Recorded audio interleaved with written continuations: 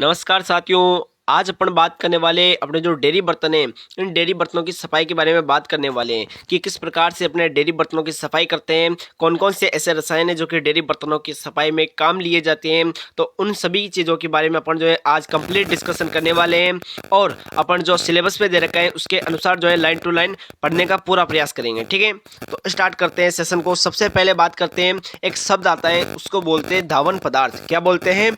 धावन पदार्थ। धावन पदार्थ क्या होता है? धावन पदार्थ का मतलब होता है ऐसे पदार्थ जो कि अपने डेयरी बर्तनों की साफ सफाई हेतु काम लिए जाते हैं।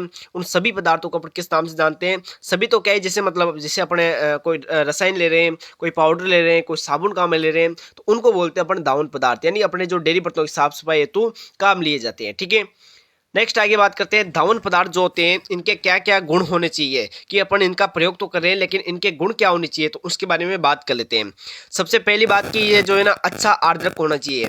इसका मतलब है कि जो है ना ये ऐसे होना चाहिए कि नमी को एब्जॉर्व कर ले और नमी आसानी से जो है ना उपलब्ध करा के जो नमी के द्वारा जो है ना अपने गंदगी को हटा सके, अपने साफ सफाई कर सके, तो उसको बोलते हैं आर्द्रक, यानी कि इसमें जो है ना नमी फैलाने की क्षमता होनी चाहिए। ठीक है, दूसरा गुण आता है जीवाणु नाशक होना चाहिए। इसका मतलब होता है कोई भी अपने डेयरी के बर्तन है उनमें जीवाणु लगे हुए हैं तो उन जीवाणु को जो है ना नष्ट करने वाले होने चाहिए। इसके अलावा पाइसी कारक होने चाहिए। क्या होने चाहिए?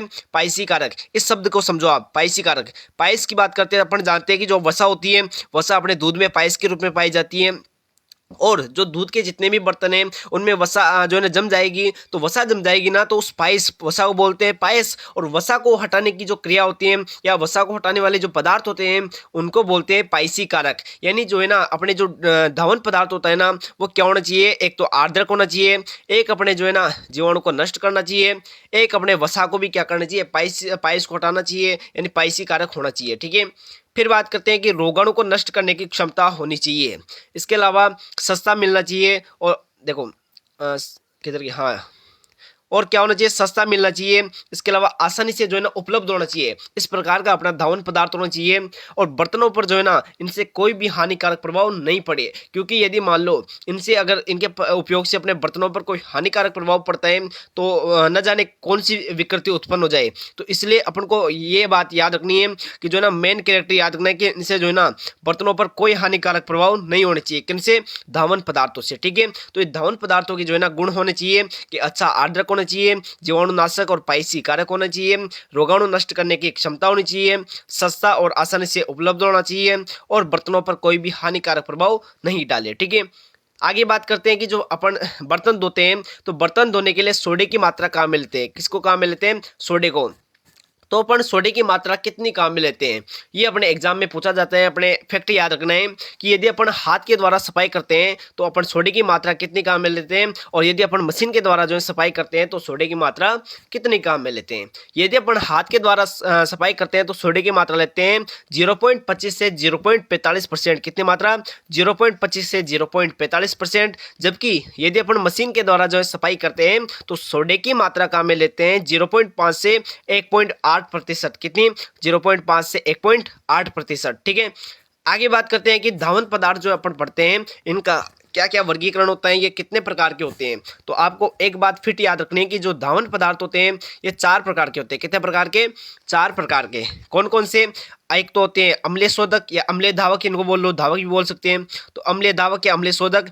एक होते हैं क्षारीय शोधक, एक होते हैं जटिल फॉस्फेटेज और एक होते हैं आर्द्रण कारक। ठीक है, तो अपन को नाम याद रखना है 4। एक तो होता है अम्लीय शोधक जो कि जिसमें अम्ल की मात्रा ज्यादा हो, ऐसे याद रखो। ठीक है, एक होता है क्षारीय जिसमें क्षार पाया जाता है, एक होता है जटिल फॉस्फेटेज जिसमें जो है फॉस्फेट पाया जाता है, और एक होता है आर्द्रणकारी जिसमें आर्द्रता उत्पन्न करने की क्षमता होती है। ठीक है, उसको बोलते हैं आर्द्रण कारक। ठीक है, आगे बात करते हैं कि अपने 3 जो है ये लेते हैं काम, इनको आगे डिटेल से पढ़ेंगे। लेकिन सबसे पहले ये चीज़ अपन को देखना जरूरी होता है कि इनके कितनी मात्रा काम में लेते हैं। तो इनकी मात्रा देखो सबसे पहले कि एक तो होता है अम्लीय, देखो एक होता है अम्लीय, एक होता है क्षारीय और एक होता है जटिल और आर्द्रणकारी। इसकी अपन को मात्रा नहीं देखनी है। ठीक है, तो सबसे पहले बात करते हैं अम्लीय शोधक।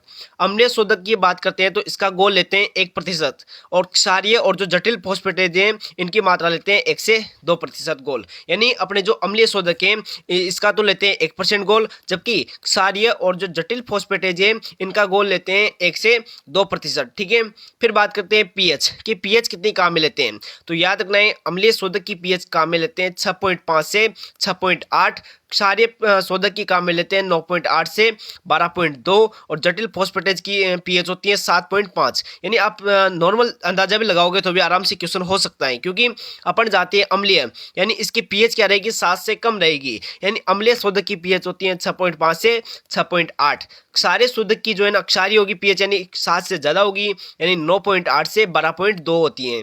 जबकि जटिल फॉस्फेटेज आप याद रखो कि जो है ना लगभग उदासीन के आसपास होता है, यानी 7.5 के आसपास जो है इसकी पीएच होती है। तो ये बात भी बड़ी इंपॉर्टेंट हो जाती है, ठीक है।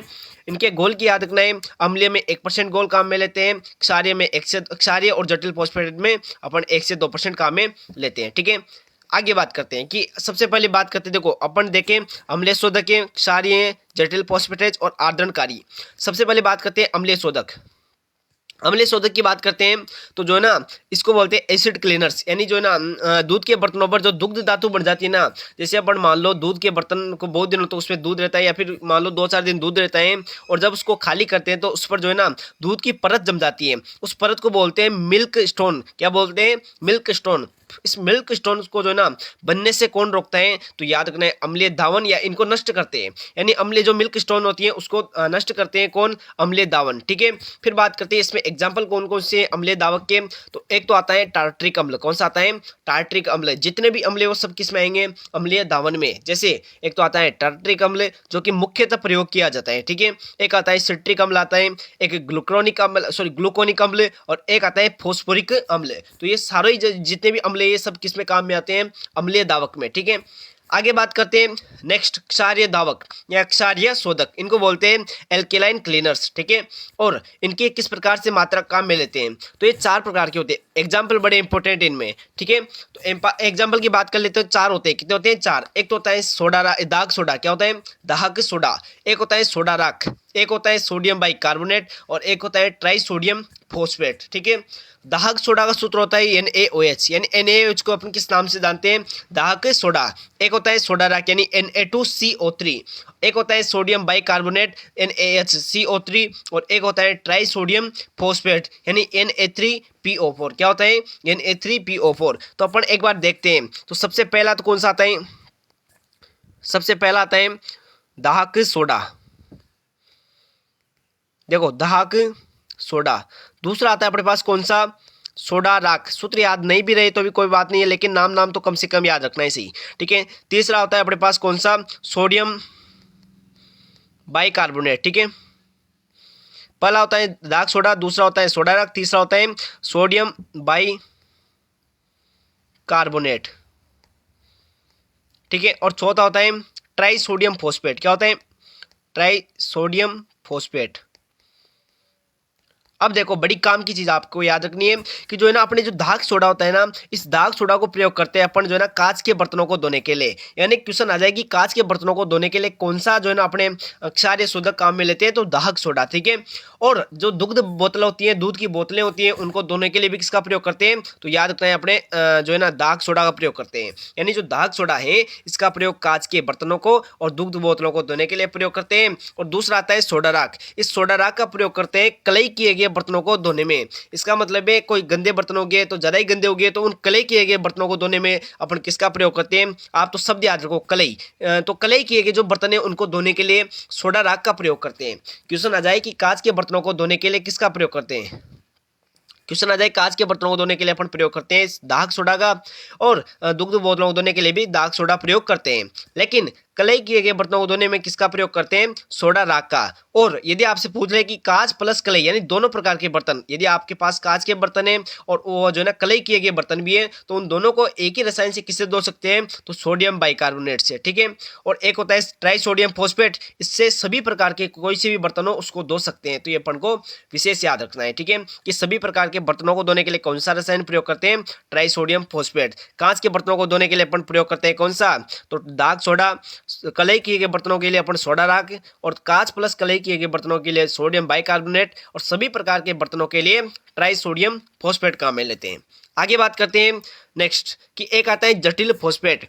जटिल फॉस्फेट की बात करते हैं तो इनमें जो अपने फॉस्फोरस होता है वो फॉस्फेट के रूप में पाए जाते हैं और जटिल रूप में पाए जाते हैं। तो इसका उपयोग अपन कहाँ पे करेंगे कि अपन जानते हैं कोई व्यक्ति कठोर है तो उस कठोर को किससे हटाएंगे, कोई जटिल व्यक्ति से अपन हटा सकते हैं। यानी अपन जो कठोर पानी है तो उस कठोर पानी वाले एरिया में किसका प्रयोग करते हैं, जटिल फॉस्फेट का। किसका, जटिल फॉस्फेट का। तो दोबारा से देखो कि अपने जो जटिल फॉस्फेट है इसका प्रयोग कहाँ पे करते हैं, तो इसका प्रयोग करते हैं जो कठोर पानी होती है, जहाँ पे जो कठोर पानी पाया जाता है वहाँ पे उस एरिया में अपन जो है इसका प्रयोग करते हैं।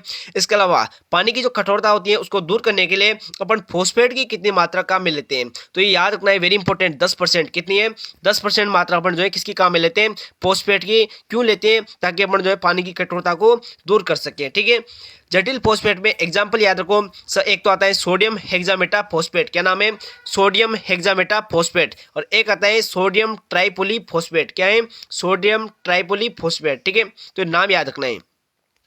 आगे बात करते हैं आर्द्रण कारक। आर्द्रण कारक की बात करते हैं तो ये क्या होता है कि ऐसे यौगिक जो वसा पर चिपके वसा कणों को जो है ना तेजी से बर्तनों पर चिपके वसा कणों को जो है तेजी से अलग करते हैं। यानी जैसे अपने जो बर्तन होते हैं उस पर वसा कण चिपके रहते हैं तो उनको तेजी से अलग करने के लिए किसका प्रयोग करते हैं, आर्द्रण कारक जो अपने धावक होते हैं उनका प्रयोग करते हैं। ठीक है, और ये साबुनीकरण की जो क्रिया है उसको बनाए रखते हैं। ठीक है, तो याद रखना है। फिर बात करते हैं इसमें जो है ना एग्जाम्पल कौन सा आता है, सल्फोनेल्विक एल्कोहल टिपोल, क्या है, सल्फोनेल्विक एल्कोहल टिपोल किसका एग्जाम्पल है, तो आर्द्रनकारी धावक का जो है एग्जाम्पल है। कौन सा, सल्फोनेल्विक एल्कोहल टिपोल। तो ये अपन को याद रखना है।